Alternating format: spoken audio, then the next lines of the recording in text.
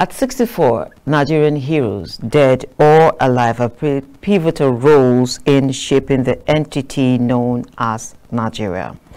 This dispensation has seen 25 years of uninterrupted democracy, and there's been a subtle campaign to let the military be military and keep them out of civil matters.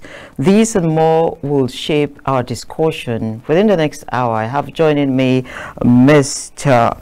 Ahmed Tijani. He is the co-founder and CEO of Care for Heroes Initiative, an organization formed to give the needed morale boost to members of the armed forces in the areas of advocacy, trauma management, capacity building, and empowerment of military widows, veterans, and wounded soldiers. He is a man with so many feathers, and it's nice to have you, Mr. Tijani, on Top Talk. Thank you very much.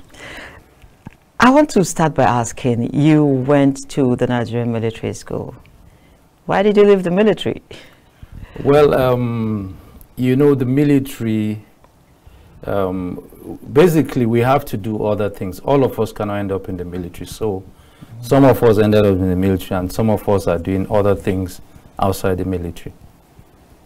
So it would seem like the stories we used to hear in the past. And I'm very passionate about this actually because you schooled at my place of birth. So I also have some emotional attachments to the Nigerian military school. But it will be like that fancy we used to hear of ex-boys is missing now. No, ex-boys are very vibrant right now. We have a very thriving association, and we've been able to reach out to our former instructors, and we're doing quite a lot, you know, in the ex-boys association. So at 70, are you guys there yet? No, we're not there yet, but we're taking steps, and we're moving towards that greatness that we desire. So what moved you into going the path of this organization that is looking out for the military, looking out for their families as well? You know, as you would imagine, going to the military school and having friends in the military that have continued to fight our wars, continue to execute our wars, we've had casualties, and some of these people are people I know personally. Some of them are people who grew up together, and so their families, when they leave, become our responsibility, you know, individually and collectively. You know, so it is very personal to me to support these families in any way I can. And so we set up Care for Heroes basically to support families of fallen heroes and to do positive advocacy for the military. So is it an overall coverage, or it's one that has just the army? No, it's overall, but we started a pilot with 12 families, and we're supporting those families through basically around things that, you know, the needs of those families. You know, the military is doing their bit, they're supporting, they're providing scholarships and all that. But where we see gaps, we try to step in, and that's what we're doing. We adopted 12 families to support them in areas where the military is not necessarily supporting them. Okay. Do we still have those 12 families, or are there more? There are 12 for now, but we're expanding hopefully soon. We're expanding, but we've taken 12 families, and you know, that's what we can afford for now, because this support comes from me and some of my close friends and family. Okay, so looking at these families, what would you say are those gaps that they need support? For example, there's, like I said, the military provides scholarship. Specifically, the army provides scholarships for these families, but there are certain criteria you must meet to get these scholarships. For example, you must be at a certain age, at a certain level in university. And so if you fall out of that age bracket, then you lose the scholarship, for example. So cases like that will come in. Unfortunately, some of the women are not even able to to process the scholarship for their children, maybe for whatever reason. And so when we see those kind of gaps, we also step in. Okay, do you have cases of perhaps women left and they lack the basic knowledge on what to do? Yeah, we have or they're just not interested? We have such situations. There's the issue of not being interested, and there's the issue of them not having the knowledge to really pursue what they need to pursue. Is it something to do with perhaps trauma?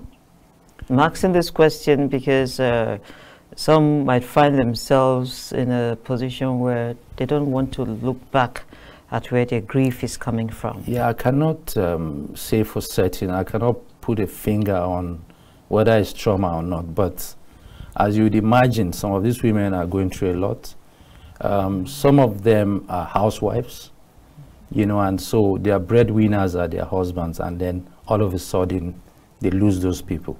And you can imagine what they'll go through psychologically, mentally, you know, and then having to take care of their children. You know, it's difficult for them. I know I interact with them, and I cannot pinpoint specifically, but I know they go through a lot, and there's a need for us to really support them. Okay, I'm actually honing down this question because generally in the country, you find people don't really pay attention when it comes to issues of mental health. And mental health might not just be that you're a direct person. It could be, it's something that had to do with someone next to you, and then it becomes a burden. Yeah. Do you have a kind of relationship with those in that medical field? Yes, we do. We're partnering with Cedar Crest Hospital, who is owned by a retired military officer, Dr. Felix Ogedengbe. And then we're also partnering with Brain and Body, an NGO owned by Dr. Ajibade. He's more into this psychological thing, you know, so we're working with them to engage some of these families, because we have programs. We talk to them from time to time, you know, basically just to encourage them. And then we're going into a program now for veterans called Limbs for Heroes. And so the component of psychosocial support is also going to come in, you know, so we're working closely with these organizations I just mentioned. Okay, perhaps you might want to give some detailed explanation when we say Limbs for Heroes. Limbs, what does that mean? Yeah, the Limbs for Heroes program is to provide prosthetic limbs for veterans, that's retired, mostly retired personnel who lost one limb or the other during the different battles our country has engaged in. You know, so that program basically is to see how we can get back limbs for them, you know, and then put them through a psychosocial support program and hopefully empower them in the process. Okay, have you had some conversations with them? I would want to know what are the kinds of things they feel about this initiative? Well, they're excited. You know, they are very excited. I speak with some of the veterans organizations, because we have a lot of veteran organizations, and they're excited about this opportunity and this initiative. You know, again, some of the soldiers, because of their patriotism, even in the situation they find themselves, they are still very excited and they are still very patriotic to the country. And so we feel encouraged to support them. Okay, I see you've also done a lot around the ICT world. And do you have some of these people getting into this this other side, that is basically because they can't be active again? Yeah, we're considering that. I have several partners and colleagues in the ICT sector. We're considering putting some of them through training so that they can be self-sufficient. So beyond empowering them, we're also seeing how they can be self-sufficient. And working with the Veterans Affairs Department, we're also trying to set up a platform for job matching, a site where we can do job matching for some of our veterans. That would be awesome. Yeah, so it will be us partnering with different organizations and then identifying the skills these veterans have. You know, and the platform will help them to engage these organizations directly. Okay, I'm going to get back to that in a moment, but I don't want to lose track of where we're coming from, and I'm wondering as well if you're going to be speaking with me basically on the what some people have termed the abuse of the military, in the sense that we're seeing the military do so much civil activity they don't have any business doing, especially with internal security. Yeah, I think the military at this point is overstretched. You know, it's unfortunate because I think the other services have not stepped in to their responsibility, and so that's why they are always dragging the military to come and handle internal security matters, as you've mentioned. I think it is important that the police and other services get even more training so that they can adequately handle some of these responsibilities and free the military to their constitutional role of protecting our territorial integrity. Is it, do you think collaboration is something that could help out? Yeah, collaboration is important, but we need to step up training for other services. I mean, people that should take care of the internal security, and if we need to recruit more, we should do that. You know, but I think we need to free the military to focus more on their own constitutional roles. And it will seem like the public believe the military will give more results, with all due respect, than the police. And so one will be asking, how did we get to this point that we feel the military has the ultimate solution to the most of our problems? Yeah, you know, me working closely with the military, I know they are very competent. And the military training is top-notch, you know, because they attend courses from when they're in the academy until when they become generals. They have all kinds of programs, all kinds of courses. And so the military man is always ready, always equipped to carry out whatever tasks you give them. I don't think other services, with due respect, are as trained as the military.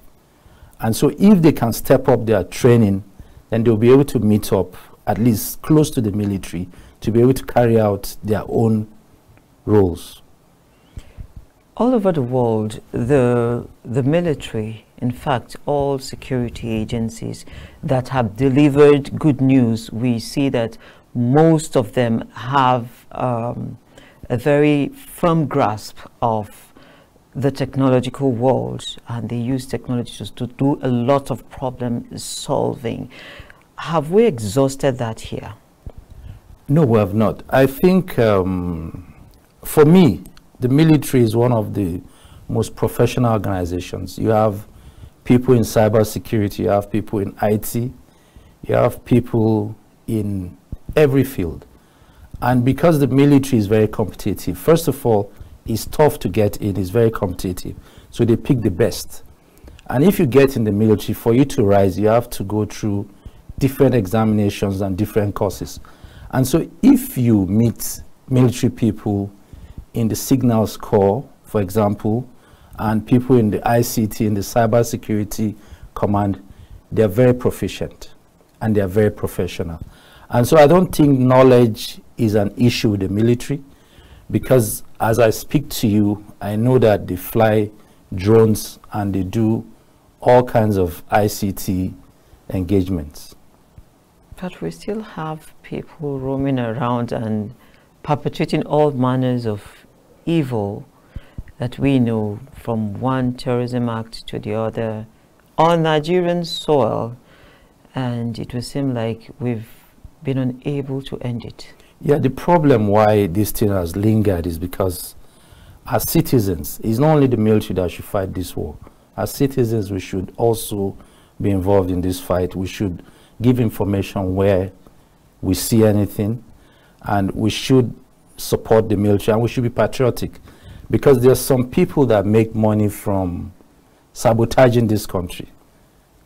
And so it's unfortunate that we have people like that, you know, and I cannot speak for them. But what I think we should do as a people is to support our military and continue to to provide information, provide intelligence where necessary. The truth is that you cannot completely do away with bad eggs. There must be bad eggs in the society. Unfortunately, some people are not as patriotic enough to want to put their country first. And so I think that's the situation we find ourselves.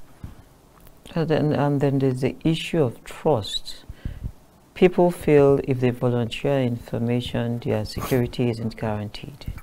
Yeah, that's unfortunate. I think, as far as I can tell, if you give information to the military or the National Security Advisor's office, I'm sure you'll be protected. I cannot speak for other services, but I know if you give information to the military, you'll be protected.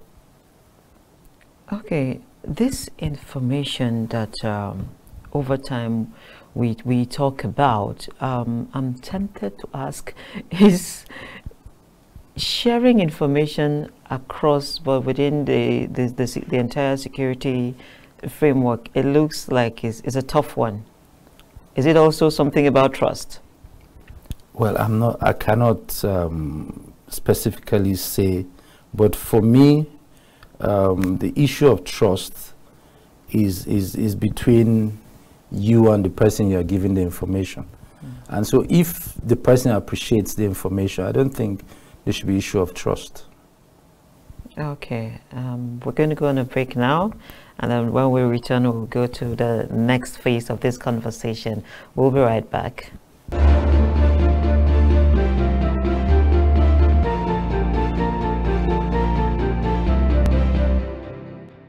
Thank you for remaining with me. My name is Leah Katung Babatunde, and of course I have been speaking with Mr. Ahmed Tijani on Top Talk. You founded a payment platform. Can you tell me about that? Yeah, I was part of the team or the group that founded Brink Africa. And Brink Africa was licensed by CBN for payment terminal services. The business basically was to deploy POS terminals around, and we're doing that. Even though the business is a bit slow, but we're doing it, and we're still on it. I guess you know why I'm asking this question, because there's a whole lot around the payment systems. And I'm going to take the questions one after the other. First is the issue of transparency. How do we know who is getting what, where is generating from? How do we know transactions are genuine? For those of you in that fintech space, how do you face this concern? Yeah, it's a difficult situation because, you know, criminals will always want to take advantage of any situation. But the space we play in, like I said, is the POS space. And what we do is we deploy POS terminals on behalf of banks and financial institutions. You know, and so that's where our work stops. We do not go into the investigation of how monies are moving. So if a transaction goes wrong with a POS you deployed, can you trace it? Yes, we can, but you know, it has to now depend on the banks. Because everything goes through the banks. So the banks have to, you know, be ready to cooperate. What would you say is the catch of that system that Nigerians can really hold on to? I don't come again. The system you found yourself running now, what will you say is that leverage that it's going to give to Nigerians? Yeah, it has huge potentials because, you know, it's going to help people to transact easily, you know, and it has made transaction easier and faster, you know, and there's a huge opportunity in terms of business in that area. And so that's why I think a lot of people are looking into the fintech space. Are you having engagements perhaps with younger persons or older persons to bring them into the space? Yeah, we are working on young and old people generally, you know, and like I said, there's a huge opportunity. I know the young people are very hungry and very eager to learn, and they are looking for opportunities. So we have a lot of engagements with them. Okay, would you say that Nigeria is that place where dreams live? I'm asking these questions because you're in a space where the probability of a young person to get accosted by security operatives is very high, even if their business is legit, compared with an older person. Yeah, you're absolutely right. I think even though the security agencies might have some kind of impression about young people in, it's for them to prove themselves. So if a security man stops you, I don't see why anything wrong with them stopping you, but it's for you to prove yourself and prove your innocence. I think that's how I look at it. Okay. Maybe I rephrased that question, and it's basically because these young persons oftentimes find themselves with a number of security agencies. I wouldn't want to mention names, who would perhaps demand to see their phones, their systems, and you find it worrisome that the first thing you are checking is the balance. Okay, this person has some money in his or her personal or business account. You need to bail yourself, and we'll have to take out of the funds. And despite all talks and cautions, these things haven't really stopped. They haven't stopped, because I know the police, for instance, frowns against it. And they tell people nobody has a right to check your phone and all that. But these security agencies, they have a way of intimidating these young people. Unfortunately, we have criminals among them. So what they do is that they have a motive, obviously, to look at your balance, for instance, and they might demand something down the road. So it's unfortunate that even the people that are trying to check criminality, they too have questions to answer. And then we have on the other side as well, the issue. Now it's not just about young people. We have older persons as well, all involved in this unexplained wealth. And you just wake up and your neighbor is having a very beautiful house. And this neighbor does not have any source of income that is legit. And it's becoming a norm. Isn't that misnomer for a society like ours? It is misnomer, and we even tend to celebrate people without asking questions. Even our traditional institutions give them all kinds of titles. It's unfortunate that we live in a country that people don't care about your history or how you've worked to make money. They're just ready to celebrate you. So how do we cover this? It's a gap. How do we cover it? There's a huge gap. The truth is that Nigerians, first of all, we have to be patriotic, and we have to believe in hard work, because even though some people are using shortcuts to get money, I still believe in hard work, because we have seen a lot of examples of people that have worked very hard and they've made their money. And the difference is that if you work hard, you are sure that nobody's going to come after you. But these people that use all kinds of criminalities to get to where they are, somehow the system catches up with them. So it's important that people continue to work hard and stay focused. So how much more does Nigeria need to invest in to get these things right? Because you find that in some other climes, there are examples that just abound. If you're moving money from one account to the other, no matter how long you think you're doing that, it definitely will catch up with you. But we've seen people get away with bad behavior here, and as you've rightly pointed out, they get celebrated. So what does this mean for the entire country, and how do we get this system to really work right? I think the first thing we need to do is there has to be reorientation. You know, because we live in a country, first of all, most of us don't even love our country. And if you go to America, you see how they demonstrate love for their country. Practically, every house you go to, there's an American flag. Offices, everywhere. There's so much love for their country, and it is their priority to make sure they push the country forward. In the case of Nigeria, I won't say there's not enough reason to love our country, but we need to build the country and create those reasons why people should love the country. And our leaders have to be fair, and they have to do what they need to do in terms of development, in terms of capacity building for the younger generation.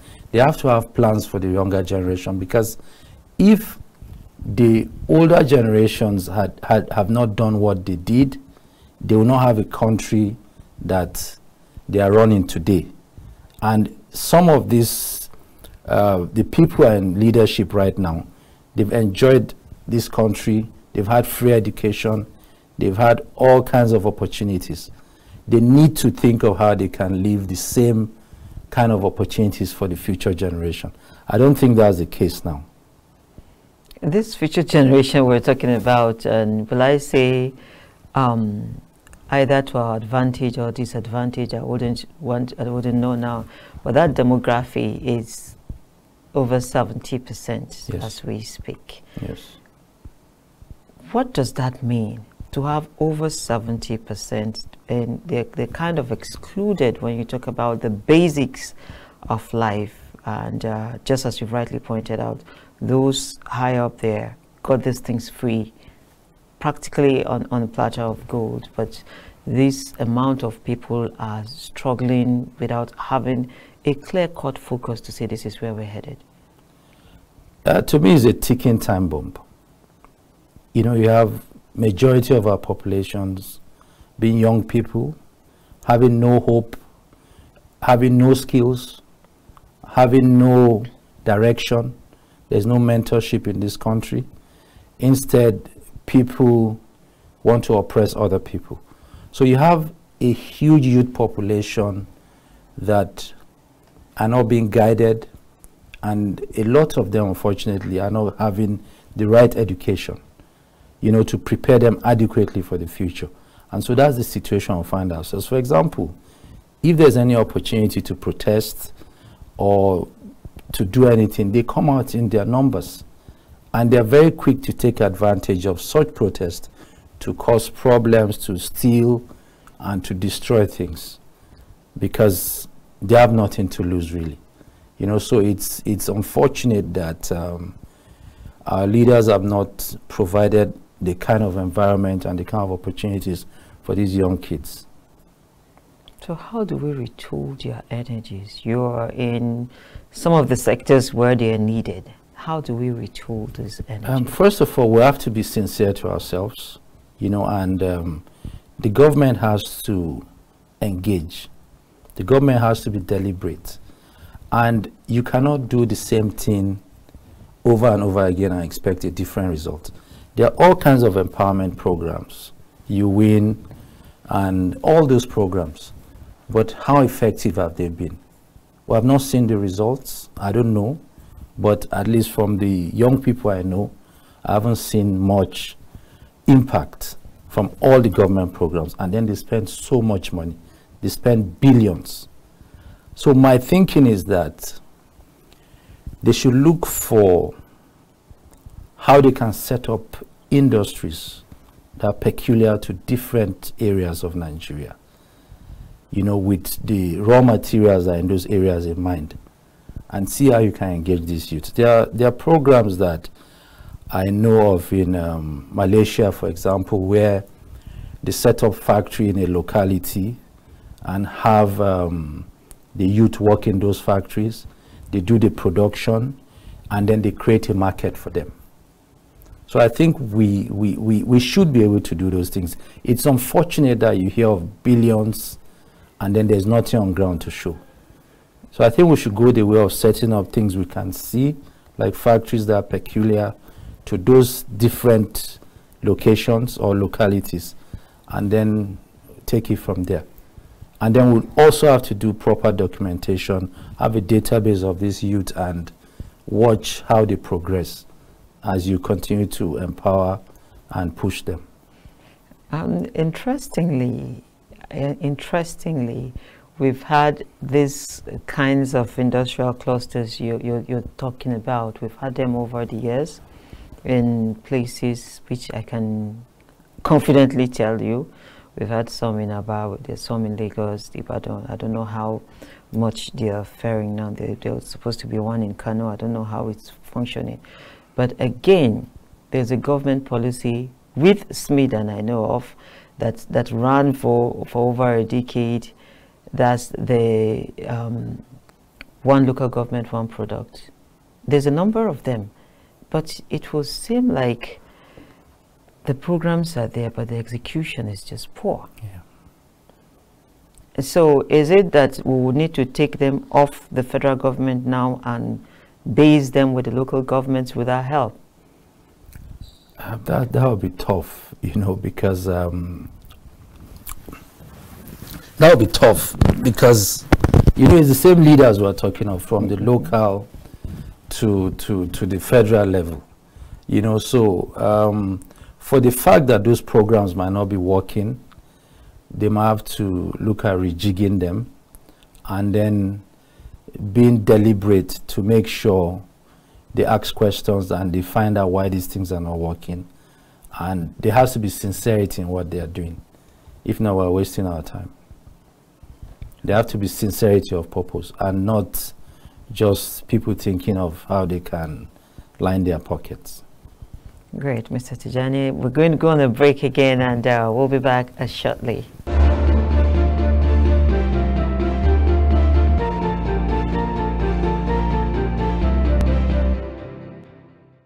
So glad to have you still remain with us on Top Talk, and I've been speaking with Mr. Ahmed Tijani. Mr. Tijani, I would want you to give me your take on this. Before we went on the break, you said we're just having these things and they're not yielding results. And I asked if we could recalibrate them and perhaps send them to the local government levels. And your view is that they are the same people, it wouldn't work. So do we make them private sector driven? Yeah, private sector might work better. I think if you have serious minded people that have succeeded in business and they have track record, we can consider, you know, engaging and partnering with those people. Because the major concern here is Nigeria is still a net exporter of raw materials, and then we import these finished products at exorbitant rates. And I also recall that with NEPC, they also had this program to promote export of non-oil products. In fact, the CBN had to design at a point in time a kind of incentive that when you do and you repatriate your money, you get naira in exchange, more naira in exchange for the dollar.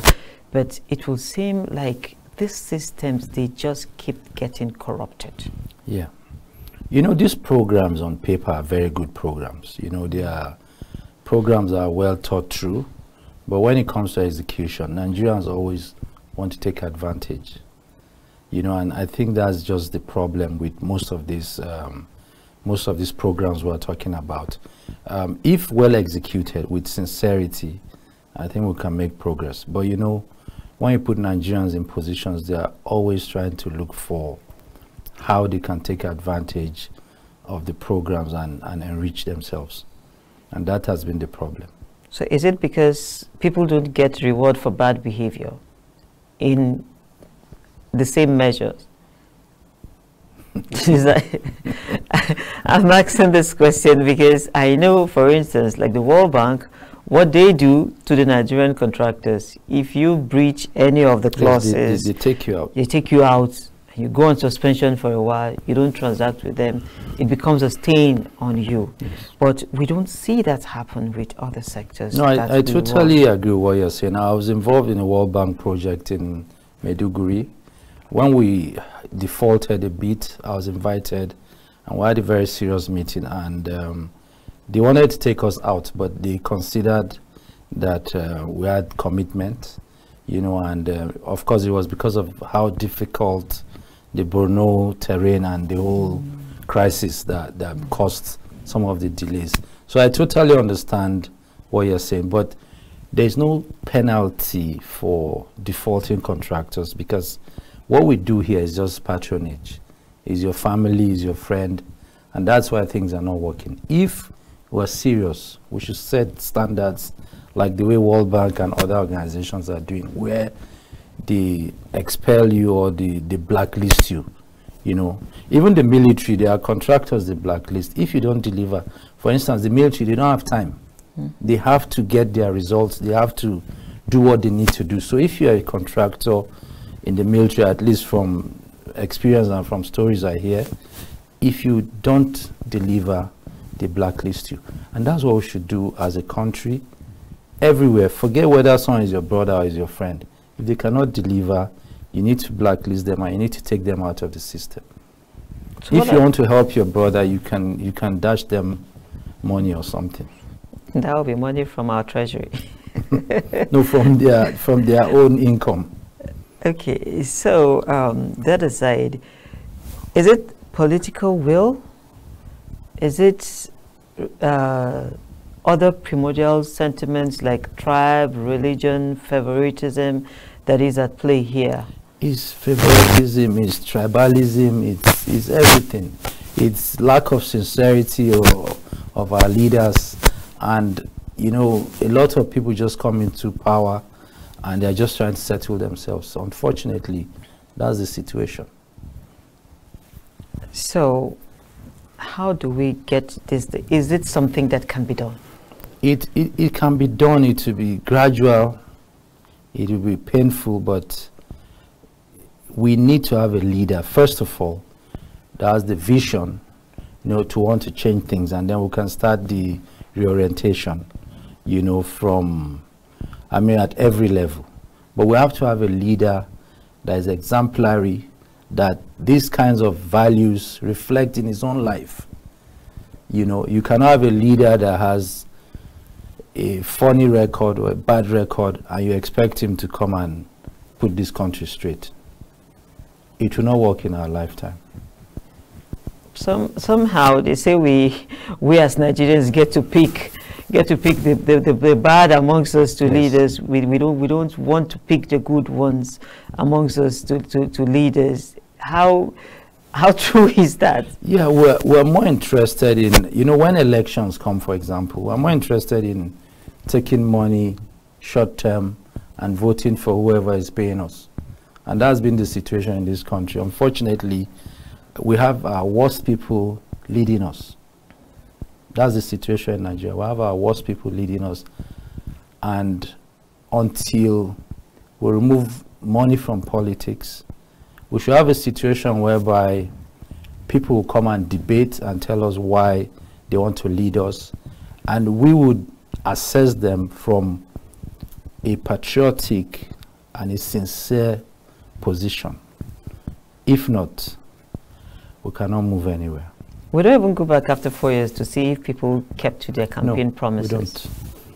There's no way we check. There's no parameters to check. We don't even remember what they promised. You know, we don't document anything. We just wait for 4 years and some people go collect money. People are struggling to be campaign managers, campaign director, because if you're in those positions, you make money. So it doesn't matter the message the candidate is passing. All people are struggling for, young people, old people, is how they can get on those campaigns and be members of certain committees, you know, so that during the campaign they can make some money and nobody asks questions.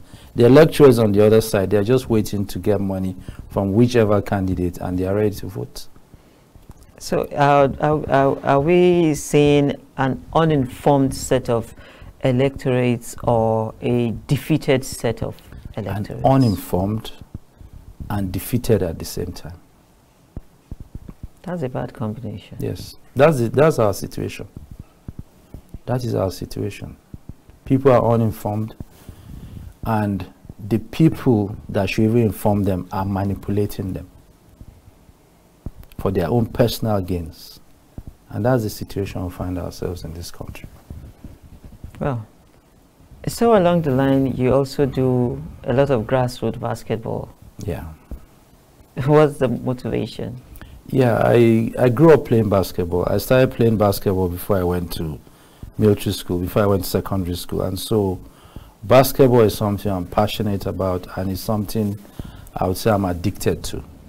You know, so, you know, when you get to a certain level, you might not be able to play actively or competitively. So at some point we came together and, you know, and we're trying to help the younger generation.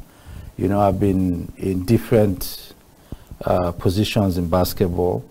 I've been a member of the Kaduna State Basketball Association, also a member of the MBBF Division 1 committee. I'm also a member of the Northwest. I'm the coordinator of the Northwest Youth Development Basketball, and also the chairman of Kada Kings Basketball Club in Kaduna. And so what we try to do is to mentor the young people, to also make them know that there's life outside basketball, you know, because there's a limit to which everybody can play. There are issues of injuries, and of course there's age, you know, so you must have a plan outside basketball. And so we try to encourage, we try to mentor. Like for our program in Kaduna, we have a mentorship program where we bring different people to come and speak to the kids. You know, people from the military, which is my constituency, and other professionals come and speak to the kids so that they will see that they can aspire to become what those people have become. And we're also partnering with a platform called Mentor Africa. It belongs to one of our friends that also went to the military school, Brian Lama. And so that platform basically is to mentor young people and to connect them with, you know, with mentors all over the world. You know, so we're pushing that platform, and we're working with the owners of that platform to engage these children. We're also partnered with different players that are playing internationally now, you know, to provide support and scholarships for some of the kids back home. You know, thankfully in Zaire we used to have some of the finest basketballers in the country, and are you still in contact with some of them? Yeah, I'm in contact with a lot of them. I'm in contact with them. We even have Coach OBJ, who is over 70 years. The grandfather of all.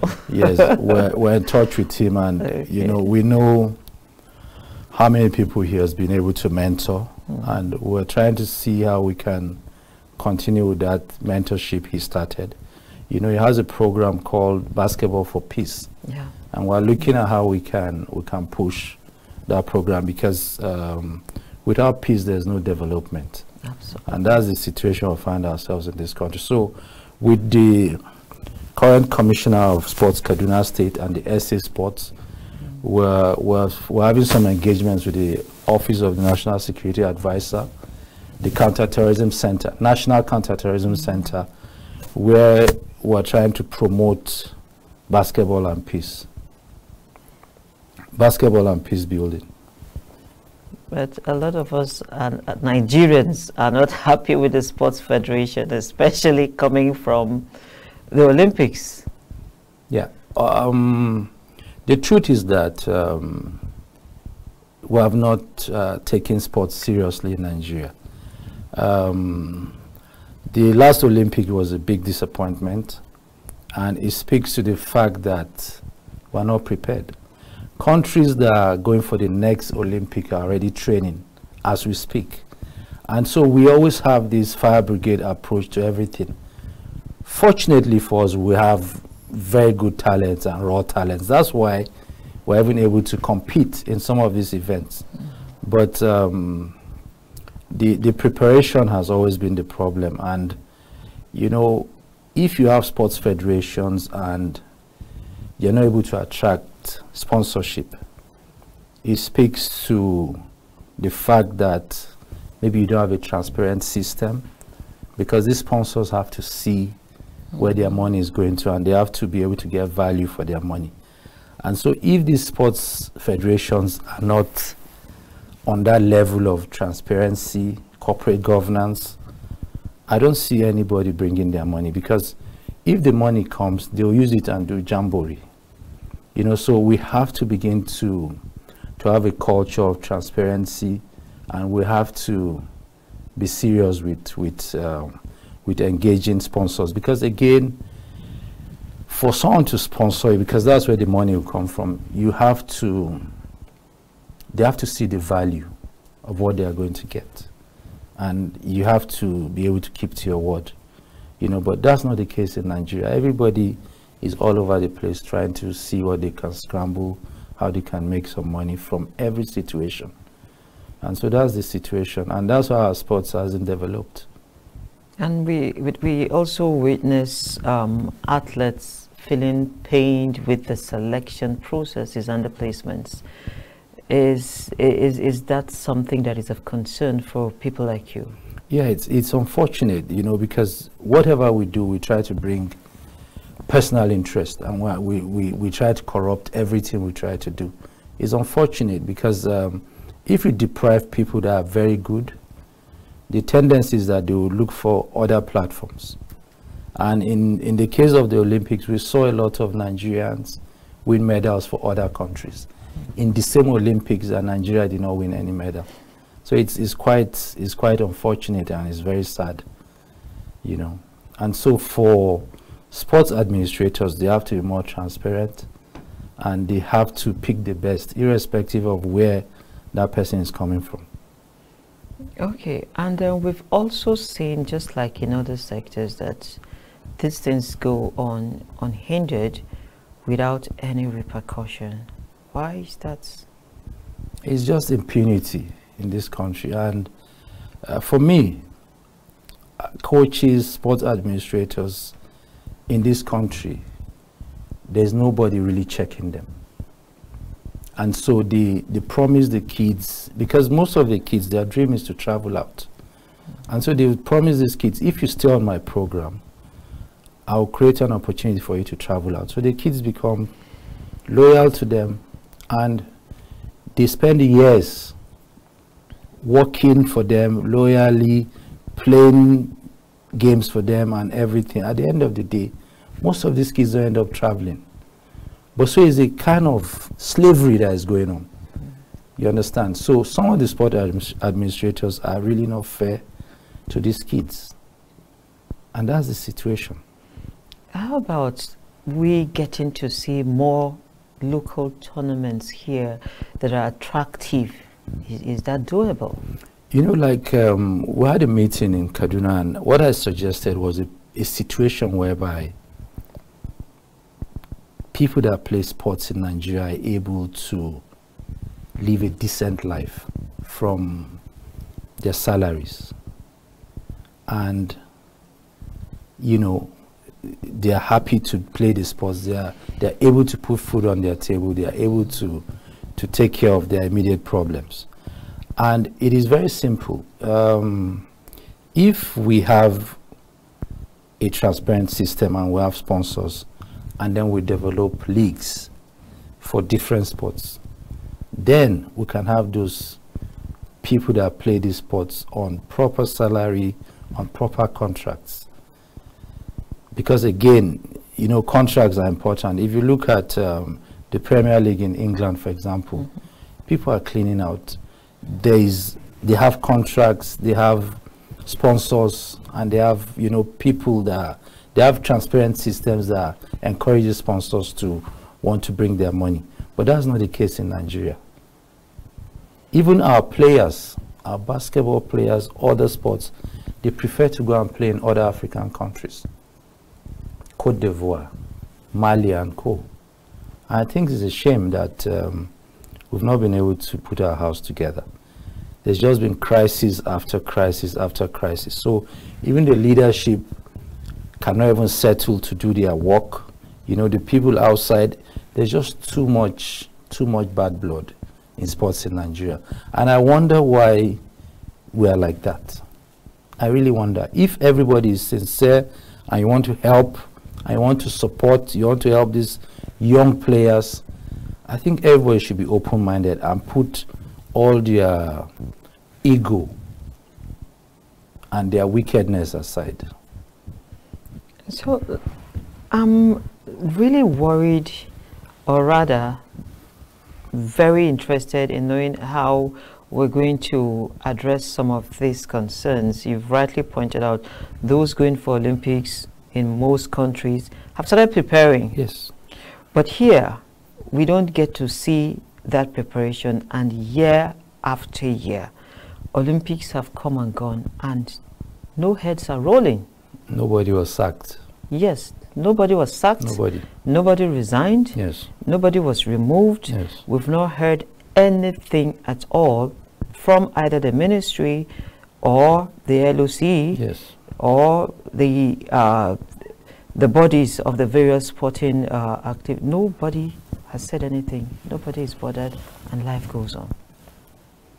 Yeah, I think it has to come from top to bottom. The presidency should be concerned that we're not making any headway in sports, because all this insecurity we're talking about and all these problems we're having, if youths can be properly engaged, and I think a large number of youths can be engaged through sports, some of the problems will be gone.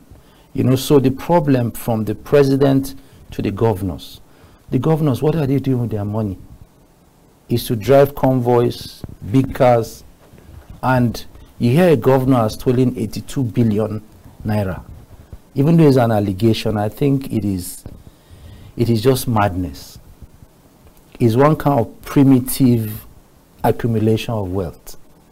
I don't know what somebody is going to do with 82 billion naira if that allegation is true. And if you put a fraction of that money into sports, you can get thousands of youths to participate in different sports. They get paid. Some of them are able to travel out. Some of them are able to live a better life. And that's how it should be. So from the presidency to our governors, to our ministers, to the local government, to everybody, to the legislators, I don't know what they are doing. Because if you have a representative of maybe a senator or a member of House of Reps, what are they doing in their constituencies about sports? You don't have to be a sportsman, but you can absorb a lot of youth through sports. And so what are they doing? They should be having competitions for these young people.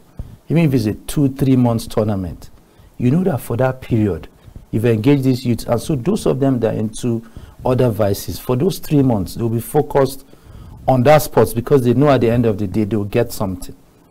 You know, so I think at every level, we need to engage. The members of the National Assembly, the governors, they should be all these things. When we were growing up in Kaduna, there was Governor's Cup, there was Commissioner's Cup. All these things existed. Down to local government. Yes, but now the governors are all over the place. They don't have programs for anybody. They are all over the place with big cars, taking all the money, security vote, everything, and there's nothing on ground. There's no development. There's no human capital development. There's nothing. And after 4 years, they will be running up and down campaigning. It's unfortunate. And sports remains that one unifying factor that binds us all. Yes, absolutely. Absolutely. Well, I must sincerely thank you, Mr. Ahmed Tijani, for making time to come on the program, and thank you for sharing your insights with us. Thank you very much. And it is the much we can take on this episode of Top Talk. Until we come your way again same time next week, I remain Leah Katung Babatunde. Happy Independence and God bless Nigeria.